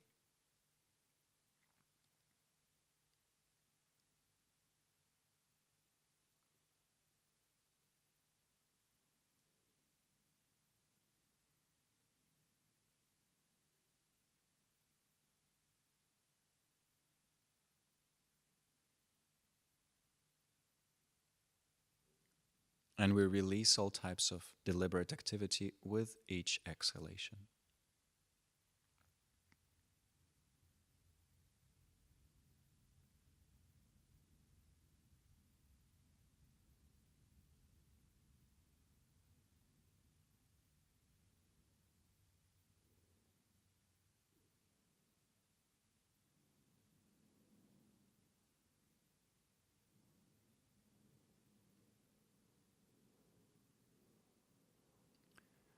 With our body still resting that way, we very briefly revisit our highest aspirations for practice. Why is it that we're doing meditation in general? What's our highest goal there, psychological or spiritual? We revisit that and we orient this practice towards that goal, may it contribute to that goal. That's already an act of cognitive training.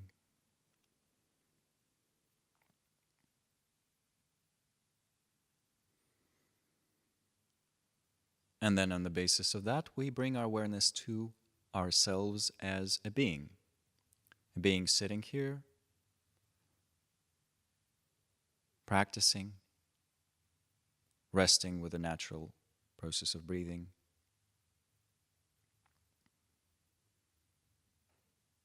and experiencing somewhere deep within a wish to be happy and to have the causes of happiness. That's in our nature.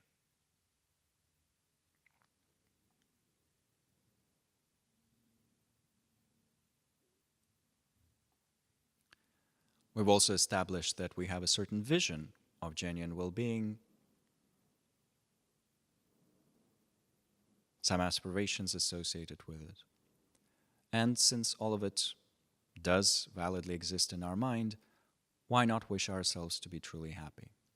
And so we start wishing by using a simple phrase. For example, may I be happy and have the causes of happiness.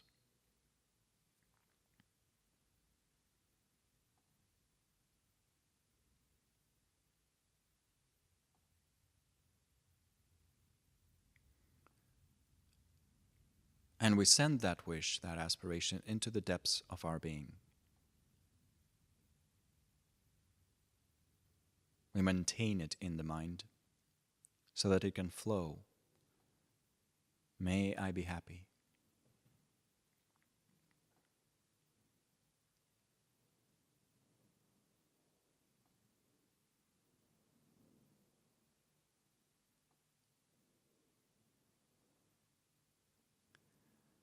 And then when that thought starts to wane, and it becomes more and more vague, less and less clear, we just generate it again. May I be happy and have the causes of happiness.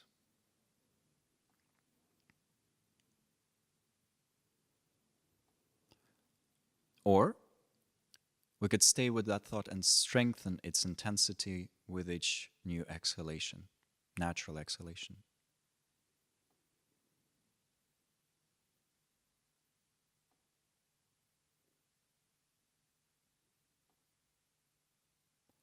The thought or the phrase is simply helping us shape our awareness of this being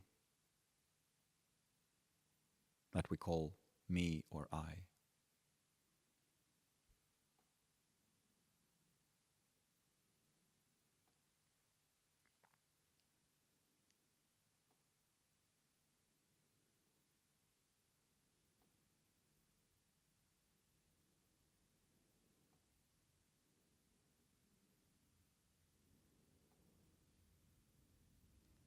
And if at any point there are doubts arising in the mind, emotional objections, stray thoughts saying, no, I'm not worthy of that, or anything of that nature, we just ignore those. We can note them, let them go, and return to the incessant, powerful thought, wishing for happiness. May I be happy and have the causes of happiness.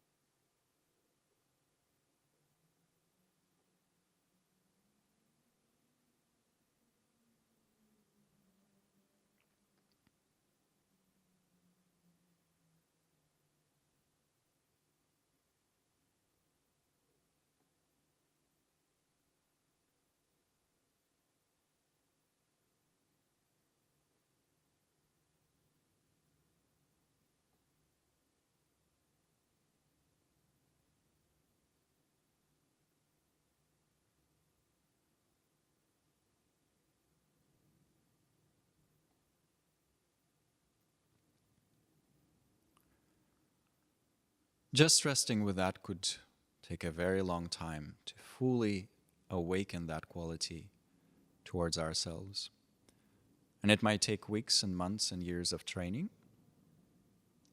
But there's also value in gradually moving towards the next object for this specific session. And for that, we recall someone who, for us, is an esteemed benefactor, someone who's benefited us a lot, and whom we treat with respect and admiration. So it can be, for example, one of our mentors, one of our grandparents, or just a public figure that we really admire. But not someone we would have any expectations with regards to personal connection with.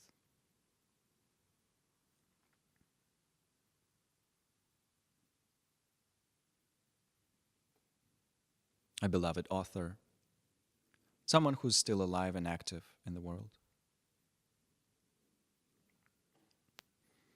And we imagine this person in front of us. Doesn't matter how clear the image is, it's just to connect to the idea of this person. And then to recognize that, like us, they want to be happy and have the causes of happiness. They have their own unique vision, which would include both outer and inner well-being. And therefore, they can be finding greater and greater levels of happiness. So, may you be happy and have the causes of happiness. We're projecting that wish, that intention, that aspiration. Still breathing naturally. And if you want, using the exhalation to strengthen the wish. May you be happy.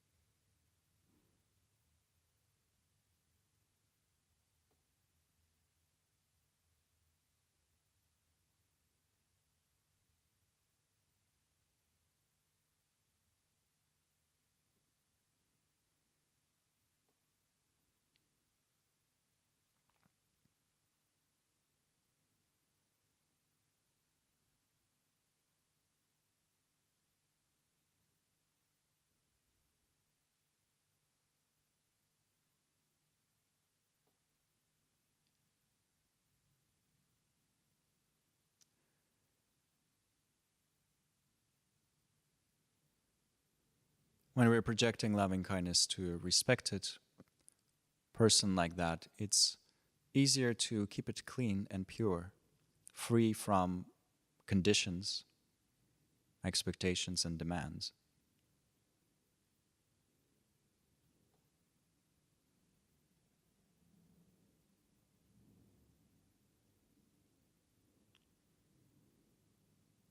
And to tackle a slightly more difficult object in that regard, we can think of a loved one, a friend, a family member.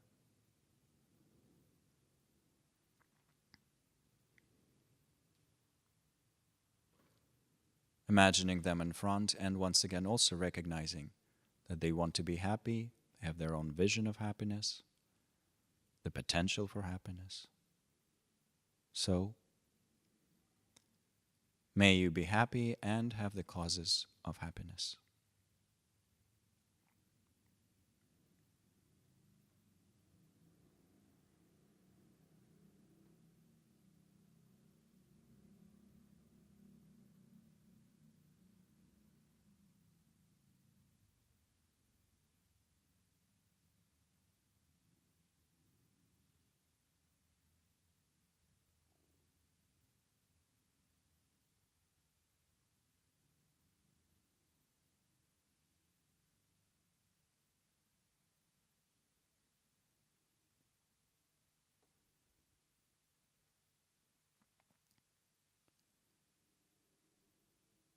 maintaining that flow, the flow of this wish towards them,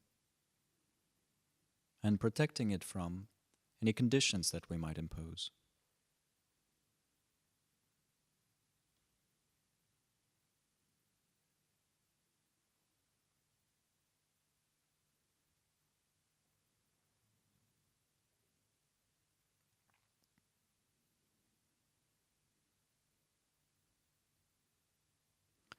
Then, just as a bookend to this practice, we can extend the same wish to all beings, even if that category right now seems a bit too complicated to understand.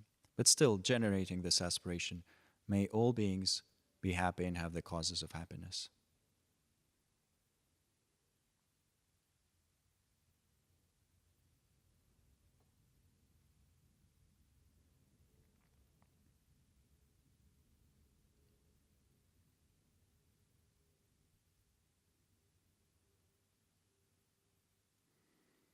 And then dropping that to simply rest in the afterglow of that.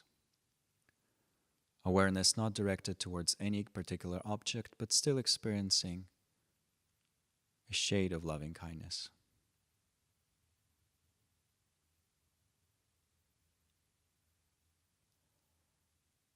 And then mentally dedicating the energy of this practice to the same aspirations with which we began, our highest aspirations. May it contribute to the fulfillment of those.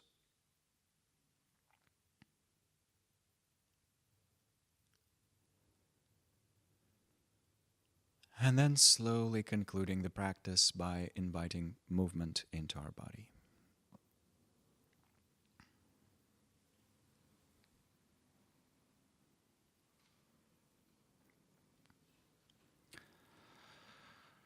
Thank you.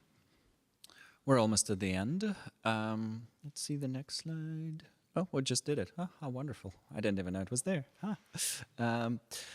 We use, as you would know from reading shamatha explanations, and those are included in the book by Dr. Alan Wallace, and of course in most other shamatha books.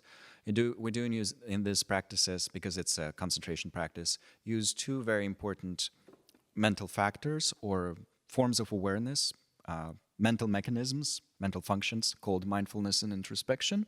And mindfulness is the part of our mind that allows us to not forget the object.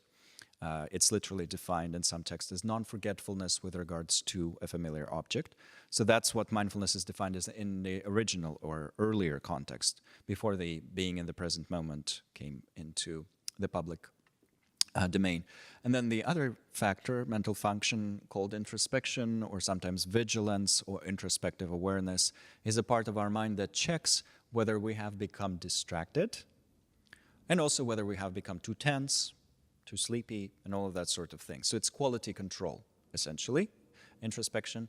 And when we're doing this meditation, mindfulness should remember the person and the wish, and introspection should occasionally check whether we have become completely distracted, which can totally happen, especially with the more exciting people, or just in general. Yeah, maybe happy. Lunch. What's for lunch? I've been here for such a long time, all morning.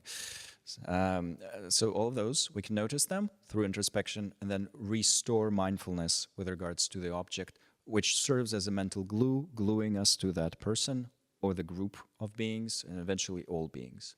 And the stronger we cultivate these two faculties through practicing these methods, the better our attention becomes. So these are the two main tools we use for having good attention. Next one.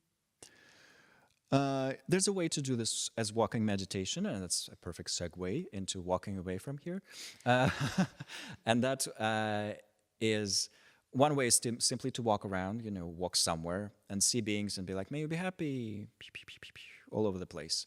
And when we are walking somewhere and there's no people around us, that's the perfect time to be saying, may I be happy. But London is also filled with all sorts of other beings. So when you see the friendly or unfriendly foxes or birds and so forth, you can also send loving kindness that way. And that's a more informal way of doing it, which I think is most suitable for living in a big city. However, there's also a more traditional way of doing it, and that is choosing a little meditation path So 20 steps, let's say, or 10 steps. And while you're on that path, you put your foot down, you send loving kindness wish to yourself or to another being, depending on what you choose. Then with the next slow step, you repeat the loving kindness wish, you rest with it. Then you take the next slow meditative step, you do that again.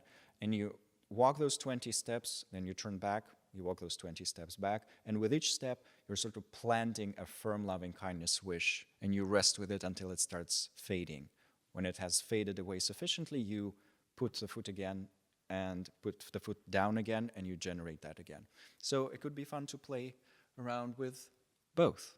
In a large city, just the one where we just send loving kindness all over the place seems more easy. But if you are if you do like to do walking meditation, that can be done at home or in a park or anywhere really. You can do the 20-step or 10-step version. And that will also be pretty powerful. And that's just because not all of us have the luxury of being comfortable enough in our bodies to stay seated for a long time or to lie down for a long time. And especially if we're doing meditation retreats, and I will be doing one on loving kindness in August in Wales, we are then combining these because no one can sit, or most people cannot sit for 10 hours a day without consequences. Yeah, that next one. Yeah, that's just a little extra addition. That might be important. It is sometimes said that the proximate cause of generating loving kindness is seeing the goodness in beings. And good luck with that, right? Because with our loved ones or respected mentors and with ourselves sometimes, we can maybe see something good, but when we think of our enemies, there's such a strong cognitive fusion of them and their negative actions that recognizing any sort of positivity there might become a bit of an obstacle. And the Pali tradition says, well, in that case, think that they're at least kind to someone, probably. Like, you might not like this political figure, but they're probably okay-ish with their friends or their dogs, or, and the whole thing of Hitler was a good painter and he loved his dogs kind of thing, or was a vegetarian. People use logic like that. That's one approach for sure. The Sanskrit tradition adds the idea of basic goodness, that is resting in the depths of each being, or Buddha nature, as Buddhists call it. That is a term that has also been picked up by the neuroscientific community, basic goodness. There's been some wonderful research done on basic goodness, and I've heard about that from Richard Davidson, who's one of the biggest researchers of meditation in the world. So we could, instead of trying to find those, oh, he's good to his grandma, think, oh, he has the same potential for being kind and wise and compassionate and so forth. So given the chance, those would also flourish and he would no longer be who he is, and we can think of different political figures there, but he would be something different. Instead of being this horrible being that he is right now, our projection, he would be this being that's fully flourished in terms of his basic goodness. So that's one way to think if we're sometimes finding it difficult to find that goodness in someone or in ourselves equally, because then we need to think, yeah, I might appear lousy to myself, but I'm also in possession of that basic goodness thingy. I'm not an exception. If it's said that everyone possesses it, from a neuroscientific or from a Buddhist perspective, I might also have it, so I'm not as horrible as I think. So may have happiness and the cause of happiness. For some of us, that's where we start. That would be a wonderful place to start here as well. So if there's teeny tiny question, we have time for just that. Otherwise, in our future classes, we will play around with the traditional sequence of generating loving kindness to explore that more. So how do we go from ourselves to this revered friend, and then actual friend, and then a neutral person, and then a so-called enemy, and then all beings? That's what we'll explore in the 3 next meetings, to hopefully collect that experience and see what we can do with it. Any questions?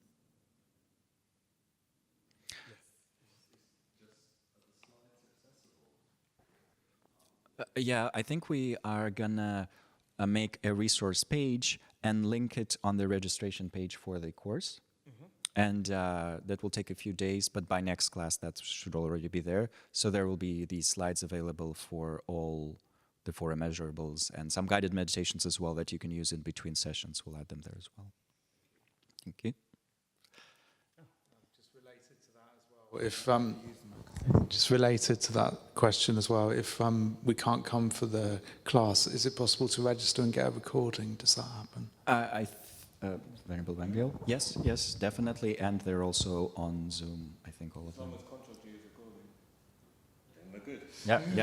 So both are possible, definitely. Yeah. Anyone else? Can I ask a question? Yeah. Wait, I've turned it off. Hold on. It sounds to me, if we're going to be developing an aspiration and using a phrase, then it means it's really important to have the definitions of the words that we're saying really clear in our minds. I don't know where I'm getting with this, but for example, may you be happy. As you say, that could mean so many different things to so many different people. And so, is there some kind of preliminary work of really probing this definition and getting it really clear in our mind, this definition that we have, extending a state that wishes to be extended and to be attained if it is not present at the moment? You see what I'm getting at? Yeah. So, very valid question. That's why we did the preliminary work of talking about the definitions of happiness and all of that, precisely for that reason. But then it is an endless work in progress that is done in between sessions. You could say that it is another type of practice that we do. So we can be doing loving kindness meditations and all that, and at the same time, for example, studying something like Buddhist philosophy. And our study of Buddhist philosophy would be feeding into our understanding of loving kindness. It doesn't have to be only philosophy. We can study elaborate practice systems like the Lam stages of the path, or any other. And that would all be feeding into this idea of happiness that we're wishing. Similarly, if we were to use the elaborate phrases of Buddha and Buddhaghosa, which start with, may you be free from enmity, may you be free from the afflicting. Initially, the afflicting is like what? Disease, mental affliction, something like that, as in like strong mental disorders. So that's where we start. But after giving it a lot of thought, we would think, oh, afflicting is everything that afflicts the mind, that takes us away from mental equilibrium, from clarity, from enlightenment, our enlightened nature, blah, blah, blah, blah, blah. So our understanding of these very simple words would inevitably evolving over decades. And the more we allow it to evolve through reading, practicing, concentrating, studying, the more powerful, the more potent this practice would become. That's why actually, in a way, it does include the entire path and can be practiced as such, because initially we're like, okay, may I have happiness and some money and some food and be healthy to a certain degree. And then eventually it is like, may I have the happiness of recognizing the true nature of reality, because I know what it is, that nature of reality is conceptually. And we go there, we rest with it very deeply, we use specific additional forms of loving kindness, and there we go, we're enlightened. So totally possible if we have a number of years for retreat practice, and following this exact logic of enriching it through understanding. Yeah. Thank you. Wishing you all a beautiful day. Have a good one, as they say in California, and hoping to see you next week. Thank you. Thank you very much, Tempala.